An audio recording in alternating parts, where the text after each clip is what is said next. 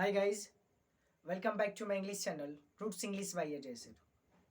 दोस्तों, मैं हूं अजय कुमार और आज के टॉपिक में हम लोग जानेंगे प्रेजेंट टेंस के दूसरे भेद का नाम। जैसे कि आप सब जानते होंगे कि प्रेजेंट टेंस के दूसरे भेद का नाम होगा प्रेजेंट कॉन्टिन्यूअस टेंस। देखिए, जो प्रेजेंट कॉन्टिन्यूअस टेंस है, जहाँ तक हमारी उम्मीद है, प्रेजेंट कॉन्टिन्यूअस टेंस के 3 नाम हैं जहाँ तक हम पढ़े हैं। पहला प्रेजेंट कॉन्टिन्यूअस टेंस और प्रेजेंट प्रोग्रेसिव टेंस और प्रेजेंट इम्परफेक्ट टेंस। देखिए, प्रेजेंट कॉन्टिन्यूअस टेंस का मतलब क्या होता है? कॉन्टिन्यूअस का मतलब क्या होता है? कोई काम आपको जो भी मिलेगा वह बिल्कुल जारी मिलेगा। अब हम इसका सुटेबल रूप से इसका हिंदी जान लेते हैं। जैसे आप मेरी आवाज़ों से सुन पा रहे हो कि प्रेजेंट कॉन्टिन्यूअस टेंस। देखिए, प्रेजेंट का मतलब होता है वर्तमान और कॉन्टिन्यूअस यानी कि कंटिन्यू का मतलब क्या होता है? जारी। और टेंस का मतलब क्या होता है? काल। इसको एक हिंदी का नाम दिया गया जिसका नाम वर्तमान जारी काल कहते हैं। प्रेजेंट कॉन्टिन्यूअस टेंस को हिंदी में वर्तमान जारी काल कहते हैं। क्यों कहते हैं? क्योंकि देखिए, प्रेजेंट का मतलब होता है वर्तमान और कंटिन्यूअस का मतलब होता है जारी या कंटिन्यू हुई। और जो टेंस होते हैं, टेंस का हिंदी क्या होता है? काल होता है। ठीक है। अब देखिए, आज हम लोग जानेंगे प्रेजेंट कॉन्टिन्यूअस टेंस का पहचान और नियम। देखिए, प्रेजेंट जो कंटिन्यूअस टेंस होता है उसका पहचान नियम कैसे है? पहचान सबसे पहले मैं बता दूं, किसी चीज को करने से पहले थोड़ा सा पहचान करना बहुत जरूरी होता है। और पहचान के साथ साथ रूल यानी कि नियम जानना बहुत जरूरी होता है। जैसे आप जब रास्ता पार करते हो, जो ट्रैफिक होता है वो 3 सिग्नलों में बांटा होता है। ठीक है। तो उसी तरह नियम का पालन करना मतलब बहुत अच्छा काम होता है। ठीक है। जैसे आप विद्यालय जाते हो, अनुशासन अनुशासन ही देश को महान बनाता है, आप नाम भी सुने होंगे। तो ठीक उसी प्रकार एक नियम इसमें लगाया गया है कि नियम के अकॉर्डिंग आपको चलना है। नियम के अकॉर्डिंग आप चले तो सही सेंटेंस बनेगा, और नियम के अकॉर्डिंग आप नहीं चले तो हमारा सेंटेंस क्या हो जाएगा? रॉन्ग हो जाएगा, यानी कि क्या हो जाएगा? गलत हो जाएगा। तो सबसे पहले प्रेजेंट कंटिन्यूअस टेंस का हम लोग पहचान जानते हैं कि जिस हिंदी वाक्य क्रिया के अंत में रहा है, रही है, रहे हैं इत्यादि रहे तो उसे प्रेजेंट कंटिन्यूअस टेंस। प्रेजेंट, आप इसको प्रेजेंट कंटिन्यूअस टेंस बोलिए, प्रेजेंट इम्परफेक्ट टेंस बोलिए या प्रेजेंट प्रोग्रेसिव टेंस बोलिए। तीनों का मतलब ही क्या होता है? एक होता है। अब देखिए, जो प्रेजेंट कंटिन्यूअस टेंस होते हैं उसके नियम क्या है?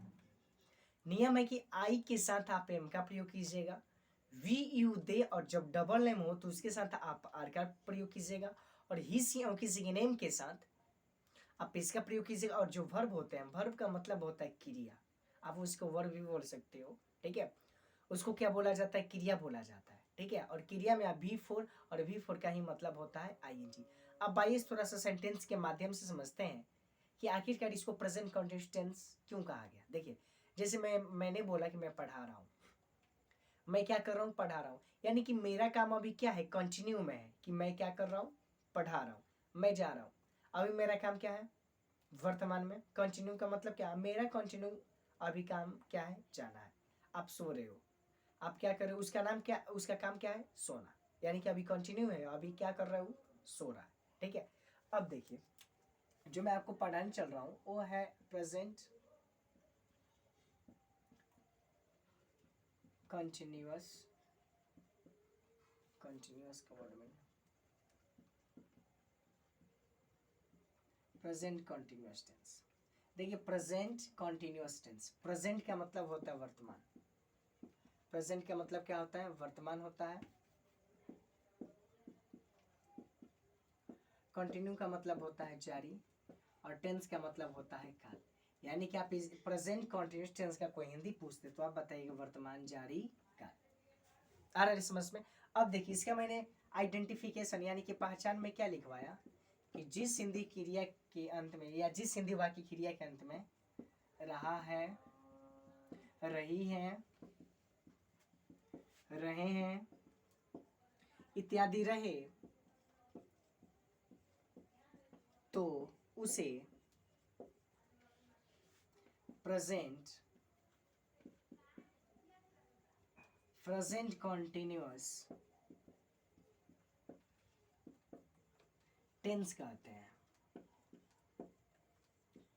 आप पहचान क्या देख पा रहे हो कि जिस हिंदी वाक्य क्रिया के अंत में रहा है, रही है, रहे हैं इत्यादि रहे तो उसे प्रेजेंट कंटिन्यूअस टेंस कहते हैं। इसके बनाने के नियम कैसे हैं, जिसको हिंदी रूल बोला जाता है।